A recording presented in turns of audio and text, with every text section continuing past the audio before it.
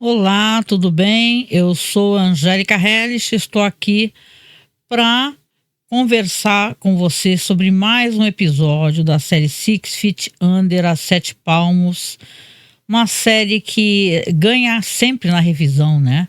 Uma série que não à toa, ela é uma série icônica, maravilhosa, uma série que traz a discussão. E dessa vez o episódio aqui vai trazer uma temática interessante que tem a ver com o militarismo, né? E essa coisa muito americana, desse sentimento militar, né, que é chamado de brotherhood, né, aquela coisa íntima, né, dos militares, né, que é uma coisa muito relacionada aos militares homens, né, porque com as mulheres militares, infelizmente, a gente tem uma, né, desculpe já trazer isso logo no começo, a gente tem um índice de, aquela palavra com E, né, e termina com O, né, muito grande, né, de ataques às mulheres. Mas vamos deixar para lá e vamos nos atentar ao episódio, Angélica. Esse episódio aqui é dirigido pelo Jim McBride, roteiro do Alan Ball e do Christian Williams.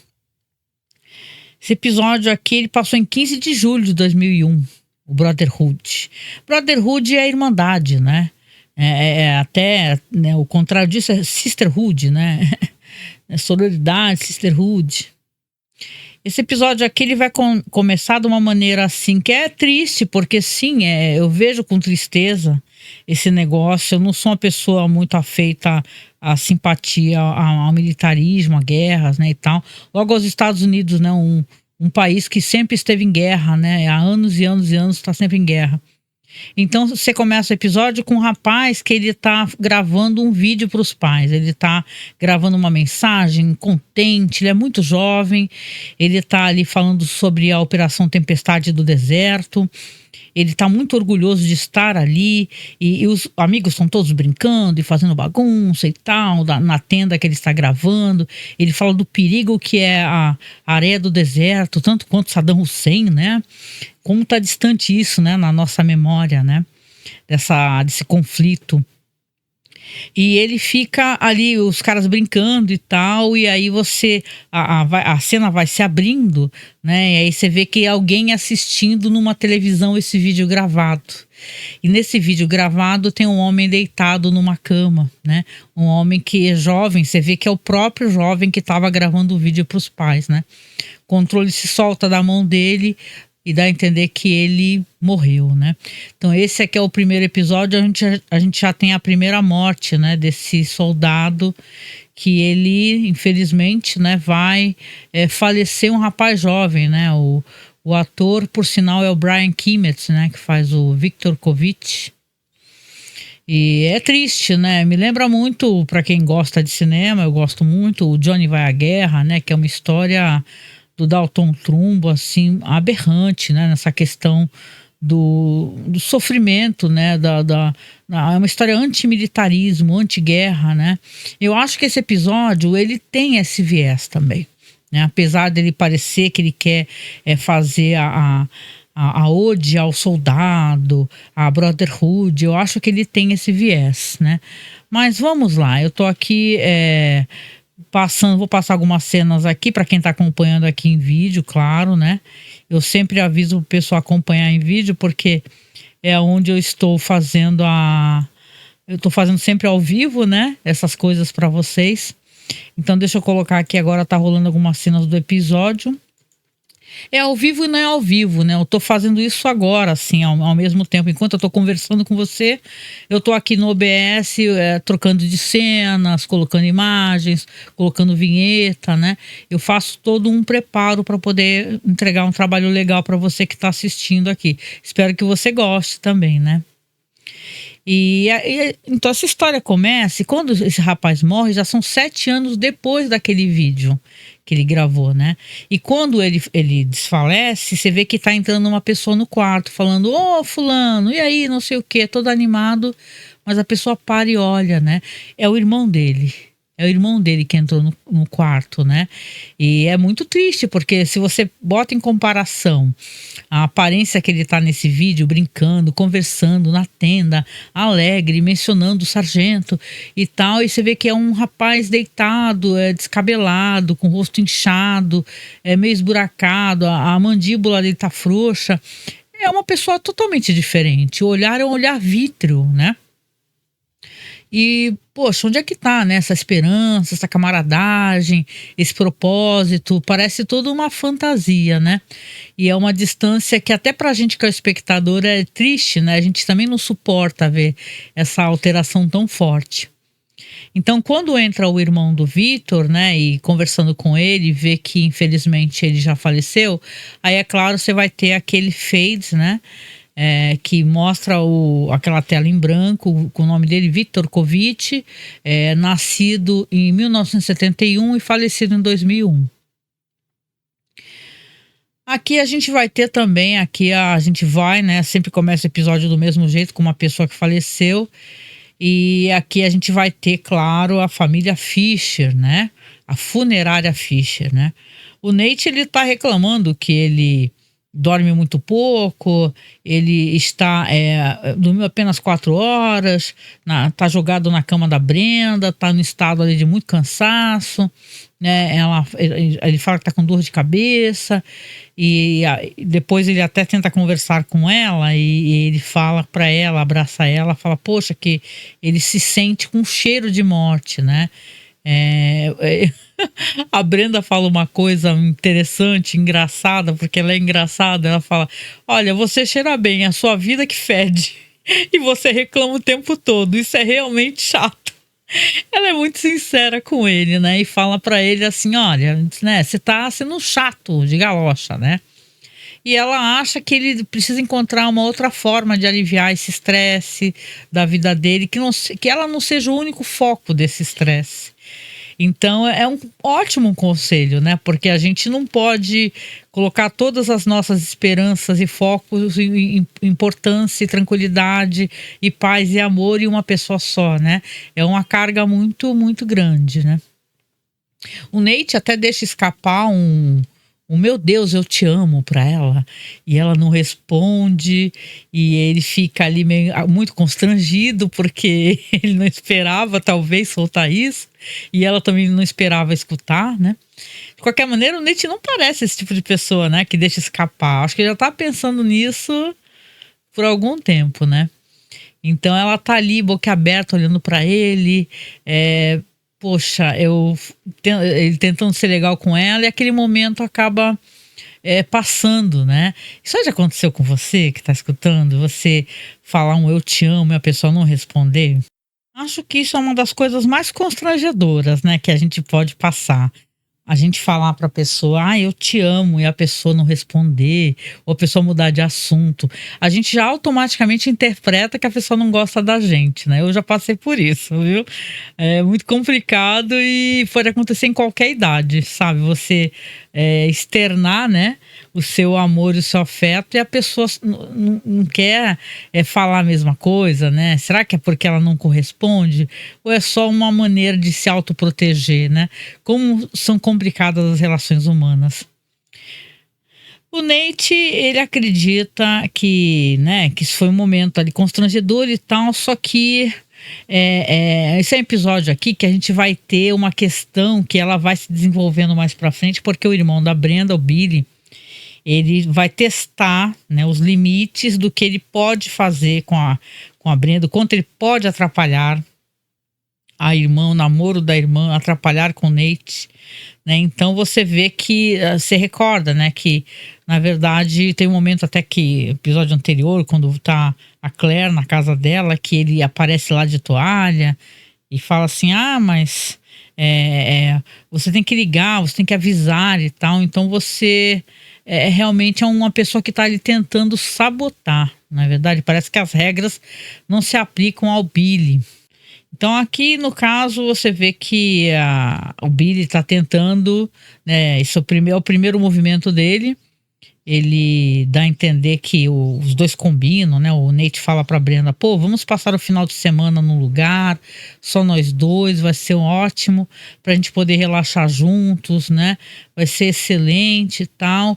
E pelo jeito, né, ele tá bem ativo querendo fazer isso, porque ele fala até pro irmão, pro David, que fica furioso. O Rico também fica bravo, porque ele vai ser obrigado a fazer... vai ter que cumprir mais horário devido a isso. Então o Billy, ele manda uma cesta, né? Ele manda uma cesta para Brenda, que ele fala que é para Brenda e pro Nate, e ela chega lá e tem várias coisas legais, assim, coisas que né, pelo jeito tem relação com questão assim meio de erótico e tal, comer ostras, chocolates assim assado, tem até uns dildos, né? Então a cena é bem engraçada, inclusive, né? De qualquer maneira, você vê que, poxa, né?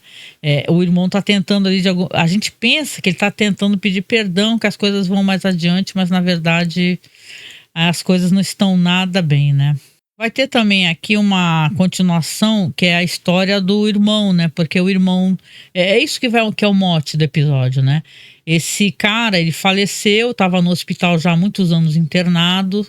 O irmão dele, que é o Polkovich, ele vai lá na funerária do Fish and Sons para tentar fazer ali né, providenciar o que ele quer, na verdade, fazer uma cremação. Ele fala que ele não quer fazer absolutamente nada, ele não quer enterro, ele não quer funeral, ele não quer nada, nada, nada.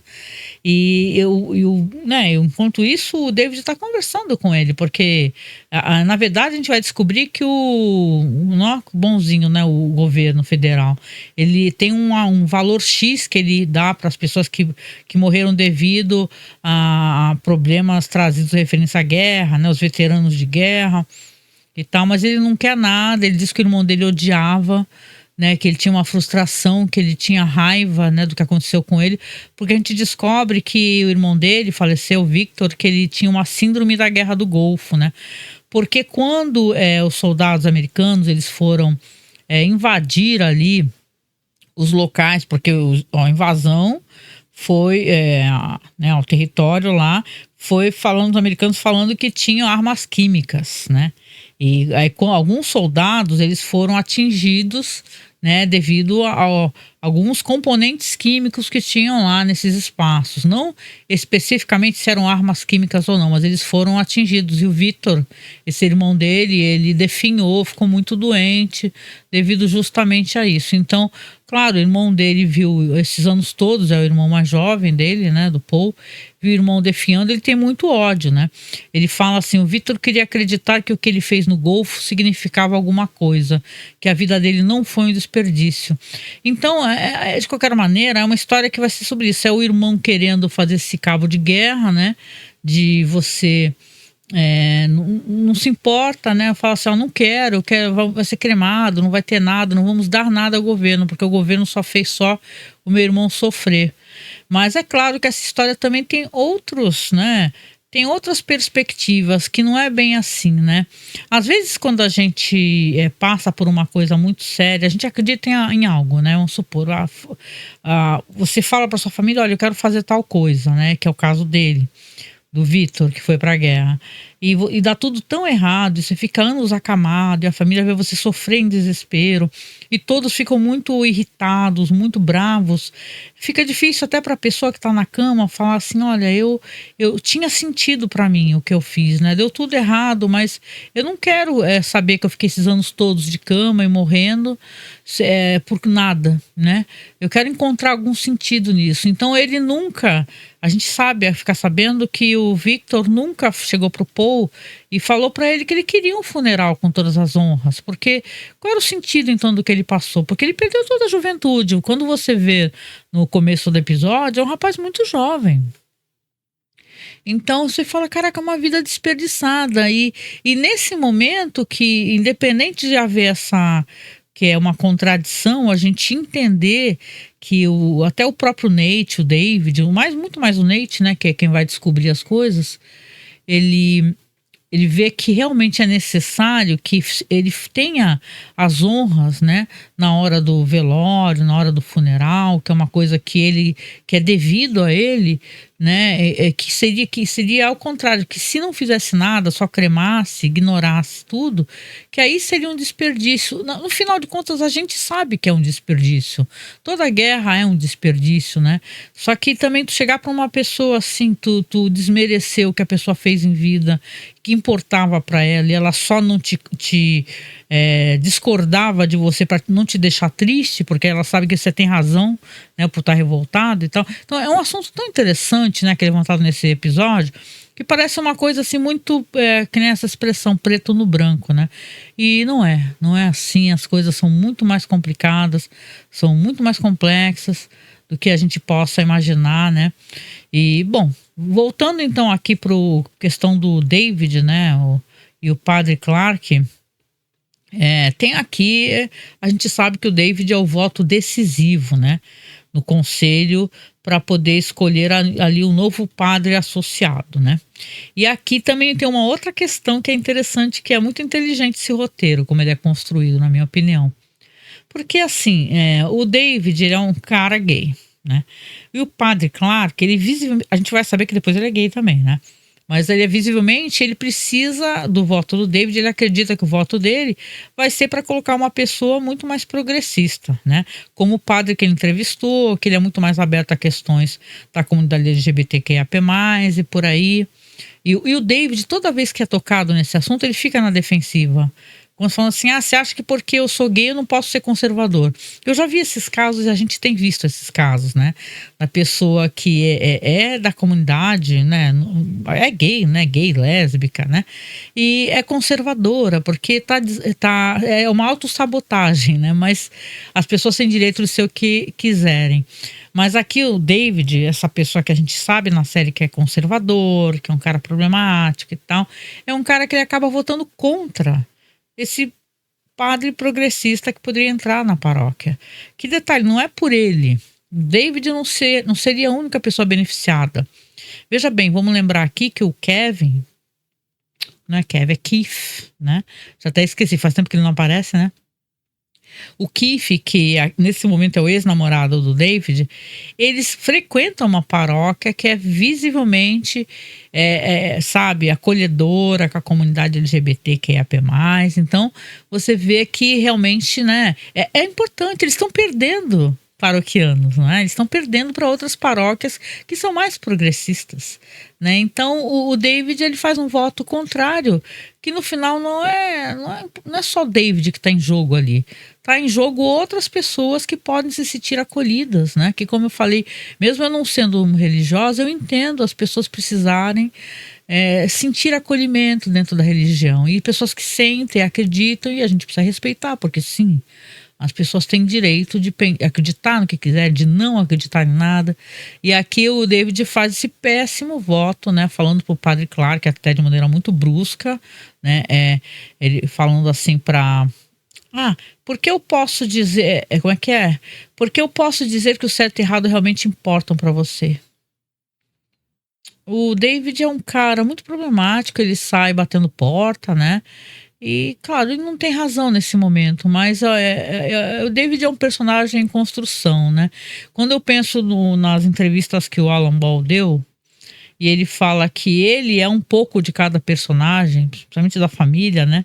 Que vários aspectos das personalidades de cada personagem faz parte, né? Porque nós somos tão complexos, né? A gente não é uma coisa ou outra, a gente demora muito para a gente poder se desconstruir, né? Tem gente que passa a vida inteira sem conseguir mudar a visão, mas está tentando mudar devagarinho, a gente erra achando que está acertando. Então o David é um personagem em construção, então eu acho que ele realmente, ele vai ter tempo para poder refletir isso daí, tanto quanto ele vai ter tempo para entender que o namorado dele tinha razão, né? Que era muito frustrante, muito injusto ele nunca assumir o Keith, nunca. Para nada, para fazer nada junto, para nenhum evento junto, com a família, com ninguém.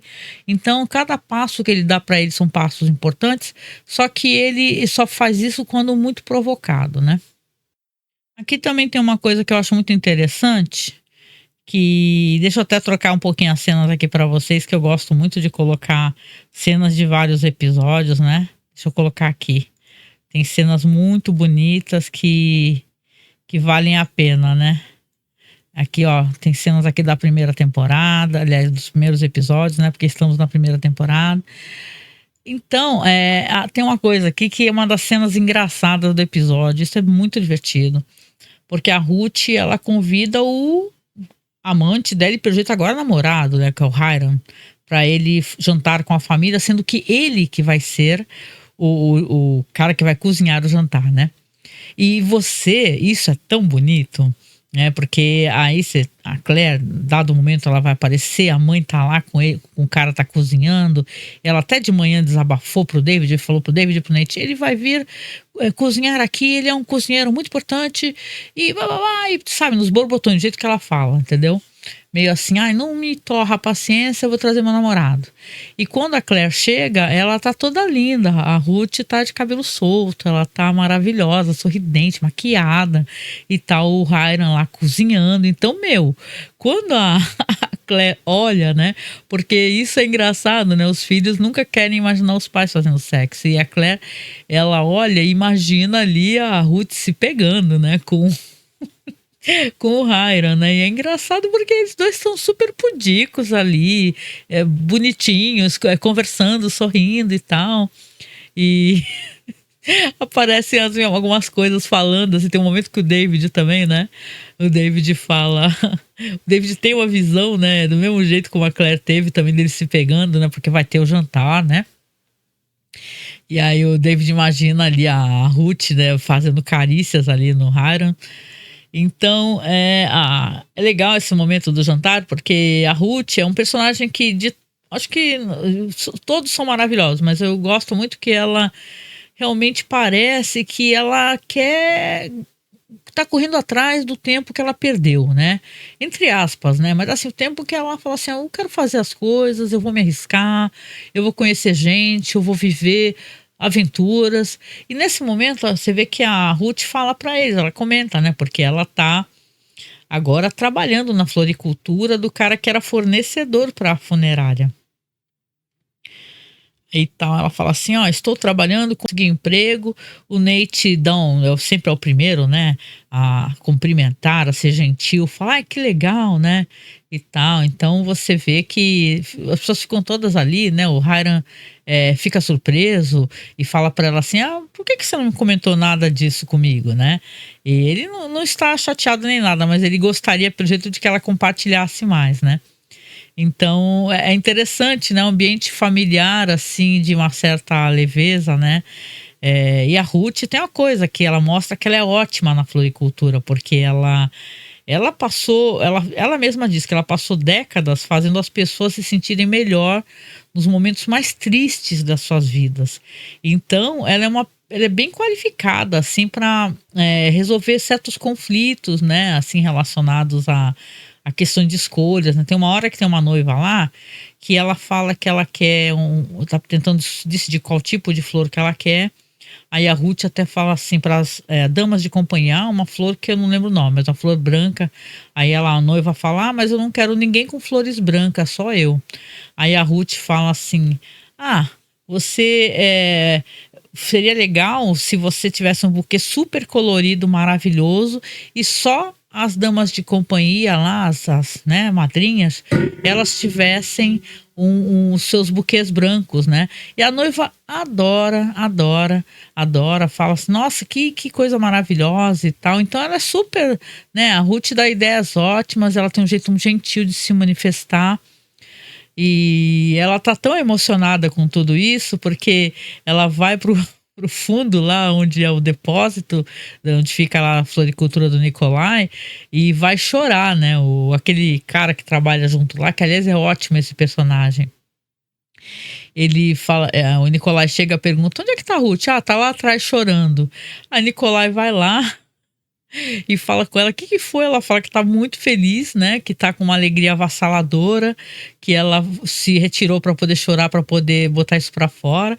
Aí ele pergunta assim, mas tu não vai fazer isso sempre, né? Ela começa a chorar e rir ao mesmo tempo. E, né, e tal, porque tem um momento que ele fala assim para ela, porque não vai ser só casamento, também vamos ter funerais. Então, é realmente engraçado, assim, esse episódio nesse sentido, tanto quanto ele também é triste, porque você vê que ali, né, no caso, questão do irmão, né, as pesquisas do Nate, porque o Nate realmente é uma pessoa que ele é alguém que fica trazendo, né, a curiosidade de questões assim, vamos supor, ele pesquisa, ele fica sabendo os desejos do Vitor, né? O cara que faleceu. Por quê? Porque ele vai no hospital de veteranos, né? Quando mandaram o corpo do Vitor, né? O cara do hospital, ele mandou com as medalhas grudada com durex no peito. Grudadas com durex. Então, o Nate ficou na dúvida por que disso, né? Por que isso? Né? E foi lá conversar com o cara, e aí sim que ele explicou, o cara lá do hospital de veteranos, que o Victor queria assim um funeral com as honras e tal, que ele sofreu muito ali, só que ele não tinha como bater de frente com o irmão dele. Então você vê, né, que bonito tudo isso, e que triste também, não é? O quanto eles queriam, ele queria poder alterar, só que ele não tinha condições de chegar para o irmão dele e falar, olha, eu quero isso, entendeu? E você não vai poder me impedir, né? Até porque ele era muito grato, né? Uma situação quase impossible situation, né? Coitado do Vitor, né? Imagina você o que é, né, gente? Né? Eu me sinto muito condoída, assim, você tá numa cama e você saber que você é muito grato para quem tá te dando apoio, né? Mas você não querer bater de frente, não quer deixar aquela pessoa triste.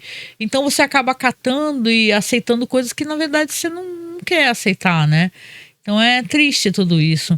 Então o desfecho aqui do episódio, que é muito, muito, muito bonito, né? É isso, é o Nate conversando com o irmão do Vitor não quer, tá bravo, fala, pra onde que você levou o corpo, né? Porque eu mandei cremar o corpo. O que você tá fazendo? Porque eles acabam fazendo o funeral, chamando os amigos do Vitor. E ele chega lá, o irmão fica muito bravo, fala assim, não vou pagar por nada disso. Aí o David fala, se acalma, porque já tá pago. O governo já pagou o funeral. E aí o Nate explica, fala, você realmente vai querer agora, nesse momento, você não querer aceder aos desejos do seu irmão? Porque seu irmão, sim, ele queria o funeral, queria poder falar com os amigos. E você vê que aqueles caras do começo, né, do vídeo, os caras estão lá, estão conversando, estão rememorando as coisas, né? É tudo muito triste, né? A morte tem essa coisa, né? Essa coisa trágica. E quando é relacionada a interesses assim políticos, né? E tal, dá uma tristeza, né? É sempre triste a morte. Que é relacionada a essa questão de guerra, né? Que pega os caras jovens, né? Eu tava até vendo, para você que tá escutando aqui, porque eu gosto muito de escutar podcast de política internacional, né? E ainda tá tendo a guerra da Ucrânia, por exemplo, né? E lá é obrigatório, você tem que se apresentar, né? Então tem muitos caras ali a partir dos 27 anos de idade que eles são obrigados a se apresentar, não tem essa não, é a partir de.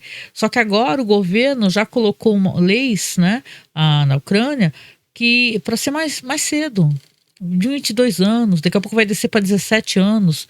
E se você não se apresentar, ser preso, saca? É tristíssimo, assim, então é muito, né?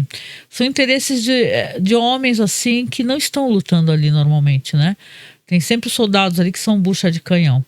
Então esse final é isso, é o irmão aceitando, né, que o Vitor tivesse ali aquele funeral, tem aquela cena de dobrar a bandeira, inclusive, né, que é muito bonito. E aí o irmão fala, entrega para um dos amigos dele, ele mal quer a bandeira, né, que estava cobrindo o caixão. E indo embora, né. É isso, né, deixa esse gosto amargo na boca, porque a gente pensa, poxa, né, é uma vida que se foi ali, né. E assim, né? Claro, todas as vidas são importantes, né? Mas como é triste a gente pensar, né, na vida que se foi ali. Pois é, o episódio ele termina de uma maneira que é, no mínimo, estranha, né? Sinistra, porque é sinistra, né? A gente passou por um episódio onde eu falei pouco sobre isso, mas o Nate ele ficou fazendo altos desdobramentos para poder fazer essa viagem aí com a Brenda, né? O outro ainda mandou a cesta, parece que tá tudo bem, ele tá superando.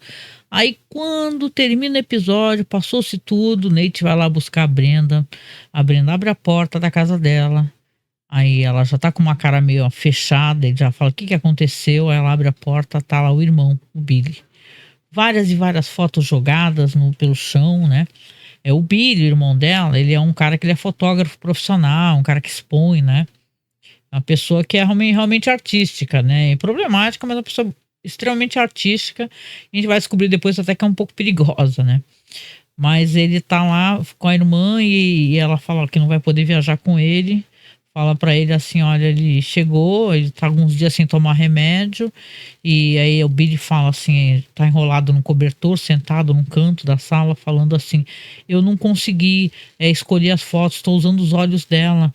Tenho medo que eu tenha perdido a visão para poder enxergar as fotos e por aí vai, né? Então, realmente o Billy, ele está, né, numa queda ali, né? Ele tá meio para baixo, não tá legal. E é um momento muito perigoso, né? A Brenda, ela sente isso, né? Que é um momento muito estranho, muito perigoso, onde o irmão não pode ser deixado sozinho. Só que quando a Brenda se afasta um pouco, ela sai para falar com o Nate, né? Mas ele fala pro Billy, fala pro Nate, depois você pode, né, né, foder, né, com ela. Então ele, claro, ele tá fazendo uma movimentação ali para poder também subjugar, né, e detonar e sabotar o namoro da Brenda ali com o Nate, né? Então é realmente uma situação muito estranha, né? Que esse episódio tem, ele termina nessa nota muito esquisita, assim, mas já nos preparando para o que vai acontecer mais adiante, né? Até o final da temporada a gente vai ter vários desdobramentos dessa questão Billy, Brenda, Nate, né? E tal, e quanto é tóxica aquela relação, né, familiar deles, né? Depois, mais pra frente, a gente vai descobrir, né? Mas é interessantíssimo e nesse momento aí o Nate percebe então que não tem como, né? Como é que ele vai fazer? Ele não tem como lutar, né, contra o Billy ou falar pra Brenda abandonar o irmão, né? Então a porta é fechada na cara dele, ela fala, faz um gesto de o que eu posso fazer e é isso, termina assim. Vamos ali para a parte então, deixa eu tocar aqui para vocês a parte que é do In Memória, né? In Memória não, né? A parte que tem sempre eu lendo ali as notas, né, sobre a vida da pessoa, que agora me falha na cabeça o nome que eu costumo usar. Obituário, pronto. Vamos lá, deixa eu tocar aqui para vocês aqui.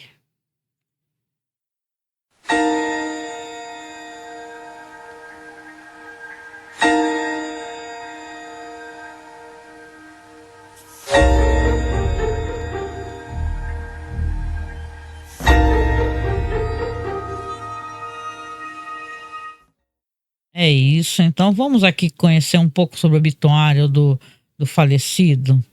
O Victor Yanukovych, ele nasceu em 16 de janeiro de 71 e morreu em 1º de abril de 2001. Olha só, a gente está em 6 de abril, hein? Então, ele está escrito aqui, faleceu no domingo após uma longa doença. Ele deixa o seu irmão Paul e o seu padrasto, Stanley Cutler. Os amigos são convidados para um serviço memorial realizado em sua homenagem na terça-feira, 3 de abril, na casa funerária Fisher Sons, das 23 às 14 horas, seguido do sepultamento no cemitério nacional. Ou seja, o corpo dele chegou a ser cremado, mas também foi sepultado, né? Porque o que eu lembre, houve cremação, né? Independente do que o Nate falasse ali. Então é um episódio que realmente deixa esse gosto amargo na boca.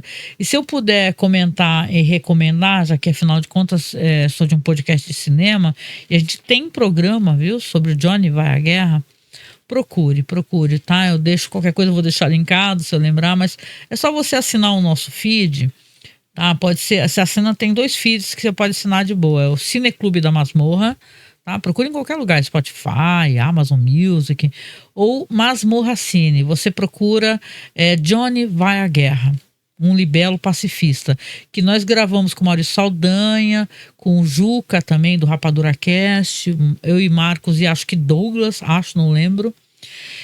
E é um programa onde se fala sobre isso, né? A guerra e o absurdo e a crueldade, a desumanização, né? Que é a guerra. Então, é isso, né? Chegando aqui ao final de mais um programa. Primeiro, claro, eu quero muito agradecer a quem está nos acompanhando aqui, a quem está né, fazendo parte aqui, nos ajudando a aumentar o nosso público. Eu fiquei tão feliz por ver que o público está aumentando. Poxa, sério mesmo, eu estava dando uma olhada nas estatísticas na Amazon Music, no próprio Spotify. Eu tô tão feliz, tem gente que está acompanhando, sabe? Podcasts aos pouquinhos está sendo descoberto e eu fiquei contente pra caramba. Então, se você tá gostando, primeiro, obrigado por me permitir, né, que eu seja a porta-voz aqui de falar de episódios tão fabulosos que eu sequer tenho roupa para poder falar desses episódios incríveis, né? Eu falo com muito amor e tal, mas, né, quem sou eu, né? Então eu tento conversar um pouco das minhas impressões. Faço isso enquanto eu estou mexendo aqui no programa, no OBS, botando cenas, etc. Então espero que você esteja gostando do que eu estou fazendo. Sempre vai virar um podcast, né? Como o pessoal está descobrindo aí. Então você pode procurar nos aplicativos, é só você procurar pelo nome mesmo, né? Memento Mori, eu coloquei um nome nele, né? Esse Memento Mori, para quem conhece, sabe que Memento Mori significa lembre-se que você vai morrer. Né? E isso é uma lembrança que a gente tinha que ter diariamente. Isso não é uma coisa bad vibes, isso não é uma coisa, né, para baixo, não. Ao contrário, isso é vida, né? A gente lembrar que a gente não vai ficar aqui para sempre, talvez faça com que a gente lembre que a gente precisa fazer coisas, a gente precisa sair de casa, a gente precisa amar as pessoas que estão por perto, a gente precisa aproveitar a vida. Se não tiver ninguém para amar, não importa, ninguém é obrigado a estar apaixonado, mas assim, você aproveitar que você está aqui.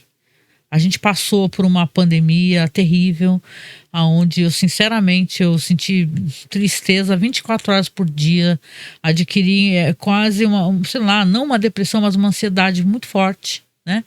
Então eu sou muito grata por estar aqui. Eu sei que teve muitas perdas, muitos tiveram perdas. Então, falar sobre Six Feet Under, essa série linda, né, a Sete Palmos, é a gente recordar também que a gente está vivo, né? A gente, a partir das histórias, das vidas das pessoas, de relatos de morte das pessoas, a gente lembrar que a gente está aqui. A gente está aqui, ainda estou aqui. Você também está aí. Então, vamos aproveitar a nossa vida, tentar, nem que seja no meio das dificuldades, né, do dia a dia, a gente aproveitar, tirar um momento para a gente mesmo, nem que seja um momento nosso para nós, né, ou nosso com os outros, não importa, tá? Então é isso. Por isso que eu chamo o podcast de Memento Mori, né? Claro que é uma palavra que você vai pesquisar, né, o significado tem vários desdobramentos e né, uma palavra em latim, mas ela basicamente, assim, ela quer dizer, sim, lembre-se que você vai morrer. Então, o podcast que está crescendo, eu estou muito contente. Se você chegou aqui, você escreve aqui nos comentários, aqui embaixo no YouTube, ou no Spotify, que tem caixa de comentários, não importa. Você recomenda o podcast para as pessoas, porque eu acho que tem gente que não sabe que eu estou comentando, né? Eu vou fazer seguidamente, vai ser um por semana, né? Eu estou com um projeto novo também, deixa eu só comentar, porque eu acabo esquecendo. Eu gosto muito de falar sobre true crime, mas não digo falar, porque eu estou começando só agora. Mas eu gosto muito de escutar podcasts de crimes reais. Nem todos, né? Tem podcasts assim que eu acho... Isso aqui é uma crítica, não é direcionada especificamente a um ou outro, porque... Deus me livre alguém achar que eu tô, né? Mas eu achar que eu sou melhor que alguém, Deus me livre, não. Assim, tem gente que é meio esquisito, parece que a pessoa tá lendo muito mecanicamente, né?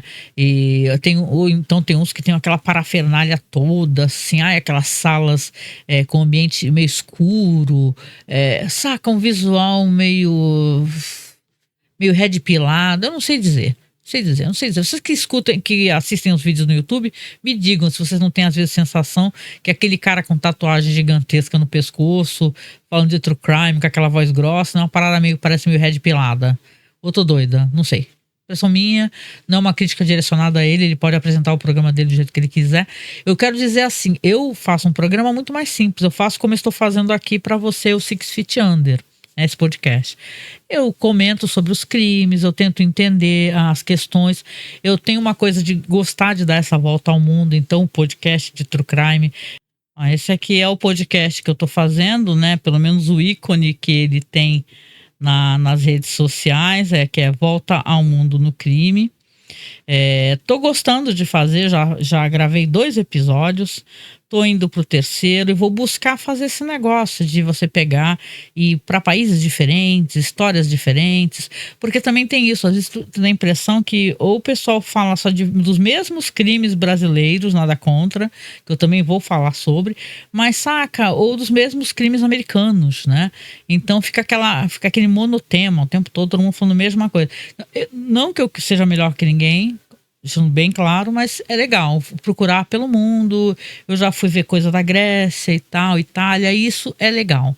E sim, eu sei que tem podcasts maravilhosos que não à toa eu sou fã e curto os podcasts, mas tem a estética que eu entrego é de uma simplicidade gritante, como eu tô fazendo aqui com você com Six Feet Under. Então, por favor, se quiser, eu vou deixar embaixo aí, você dá em outro canal, não tá saindo aqui no Masmorra Cine. Eu quero tentar fazer um canal só para ele, como no Spotify também, tá? Já tá em Spotify, Amazon Music, então é um outro projeto paralelo, onde eu falo de true crimes. Eu sou uma pessoa que eu tenho uma empatia natural, né? Então você pode ter certeza que eu não vou ficar fazendo aqueles trabalhos altamente descritivos e crudelíssimos, né? Que tem gente que tem a impressão que a pessoa tá adorando falar sobre aquilo lá. Aí cada parte do corpo que foi decepado, eu vou tentar fazer uma análise um pouco mais empática no sentido de né, respeitosa, né, com menos espetacularização, acho que essa que é a palavra, né? Então é isso, obrigada demais para você que veio até aqui, obrigada por demorei um pouquinho, mas você ficou aqui comigo, né? Me escutando, e eu fico muito grata por você fazer isso. Não deixe, tá, de compartilhar conosco aqui as suas impressões. O que você achou do programa, o que você achou do episódio. Por favor, se você puder, nos apoie, seu apoio é sempre importante mesmo. Eu estou fazendo vários projetos justamente porque eu estou tentando salvar o site, né? Porque o site continua mais para lá do que para cá. A gente não conseguiu arrumar todos os apoiadores no Apoia-se, né? Porque o Padrim fechou as portas. Aí a gente não conseguiu os apoios no Apoia-se. Então a gente está com muito medo de ter uma redução muito grande, sabe? É triste acontecer isso com uma plataforma de apoio, né, meu? Mas fazer o que acontece? Então, se você puder, apoia a gente no Apoia-se, o link tá logo abaixo aí, ou faz um pix pra gente, tá? É apoiomasmorra@gmail.com. Repetindo, nem Tupi, Rádio Tupi, apoiomasmorra@gmail.com. Então, um beijo pra você, um beijo no coração, e a gente se encontra no próximo podcast sobre Six Feet Under. Beijão, tchau, tchau.